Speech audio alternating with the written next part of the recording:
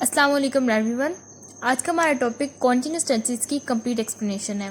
Last lecture में हमने tenses और टेंसेस की टाइप्स की थी। मैं लिंक आई बटन में डाल दूंगी ताकि आप वहाँ से इजीली एक्सेस कर सकें। तो अब हम स्टार्ट करते हैं। कॉन्टिन्यूस टेंसेस की सबसे पहले हम उर्दू में पहचान देख लेते हैं कि इनकी उर्दू में क्या पहचान है। तो जहाँ आपको स्टार्ट नज़र आ रहा है हम यहाँ से स्टार्ट करेंगे। कॉन्टिन्यूस टेंसेस की उर्दू में पहचान ये है कि उस जुमले के आखिर में रहा है, रही है या रहे हैं आता है। अब हम एग्जांपल्स देख लेते हैं इसको मज़ीद समझने के लिए।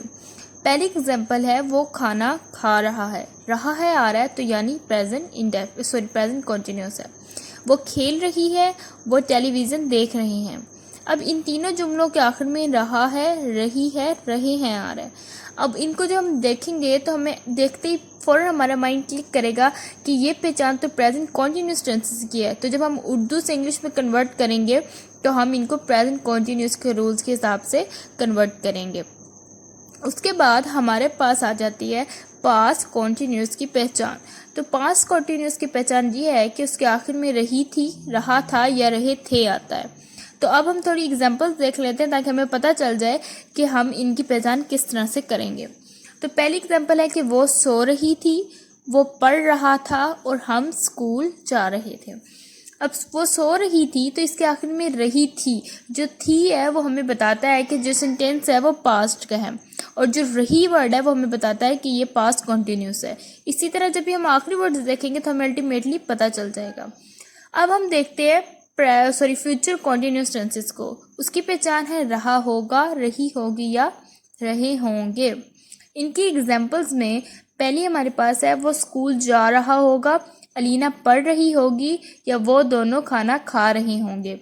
इनके आखिरी वर्ड्स में रहा होगा, रही होगी या रहे होंगे हमें ये बताते हैं कि ये फ्यूचर कॉन्टिन्यूस टेंसेस है। गा ऑब्वियसली फ्यूचर का होता है, तो जा रहा होगा या रही होगी या रही होंगे ये कॉन्टिन्यूस है।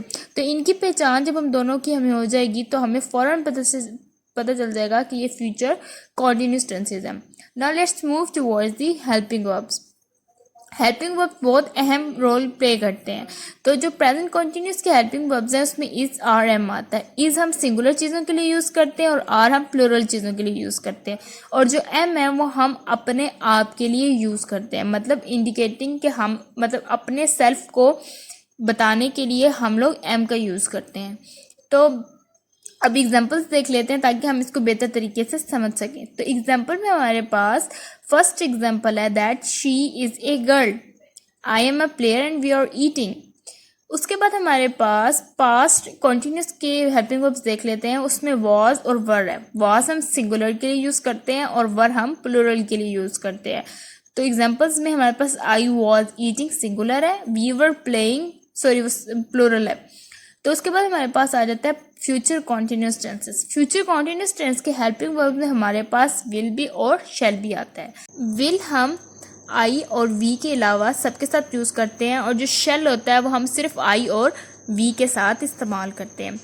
ठीक है, इसके अलावा हम इनकी एग्जांपल्स देख लेते हैं। हमारे पास पहली एग्जांपल है that we shall be going to school and second one is you will be teaching in a school. अब हम फॉर्म ऑफ द वर्ब्स देख लेते हैं कि कौन कौन सी फॉर्म ऑफ द वर्ब्स इसमें यूज़ होती हैं। तो मैं आपको वैसे जनरल बता देती हूँ कि जो कॉन्टिन्यूस टेंसेस हैं, चाहे प्रेजेंट, पास्ट या फ्यूचर हो, उसमें हम first form of the verb जो है वो यूज़ करते हैं। ठीक है, और उसके साथ हम लोग आईएनजी का इस्तेमाल करते हैं। इस तरह से हम जो भी वर्ब हम यूज़ करते हैं अपने टेंसेस में या कन्वर्जन में, हम उनके साथ आईएनजी का इजाफा कर देते हैं। अब जब हम इंडिविजुअली करेंगे, एक्सप्लेन करूँगी तो मैं, तो तब आपको अंदाज़ा हो जाएगा। तो जो प्रेजेंट कॉन्टिन्यूस इसमें हम first form plus ING use करते हैं। पास्ट कॉन्टिन्यूस में भी हम first form plus ING, and future continuous में भी हम first form plus ING use करते हैं। अब थोड़ी सी एग्जांपल्स कर लेते हैं ताकि हमें समझ आ जाए कि जो रूल्स हमने पढ़े हैं उनको किस तरह से हमने इम्प्लीमेंट करना है। तो पहले हमारे पास है फर्स्ट जो हमारे पास सेंटेंस है, ये जुमला है वो पढ़ रही है। तो हम इनको इंडिविजुअली करेंगे, इसके बाद हम एक पास्ट में और एक फ्यूचर में भी करेंगे। तो सेकंड वन हमारे पास जो है वो है अलीना रो रही थी, it is a past one, थी हमें बताता है। फिर हमारे पास है अली और हमजा स्कूल जा रहे होंगे, फ्यूचर है ये। तो पहले जो हमारे पास है उसको हम कर लेते हैं कन्वर्ट। वो, शी, पढ़, रीड, हमारे पास जो रूल था कि हमने वर्ब के साथ आईएनजी यूज़ करना है तो रीडिंग हो जाएगा। एंड है इंडिकेट कर रहा है इज़ क्यों यूज़ किया कि शी सिंगुलर है, और जो सिंगुलर होता है हम उसके साथ हमेशा इसका इस्तेमाल करते हैं। अगर यहाँ पे एक से ज़्यादा होता है तो हम आर यूज़ करते हैं, लेकिन यहाँ पे अभी एक है तो हम यहाँ पे इज़ यूज़ करेंगे।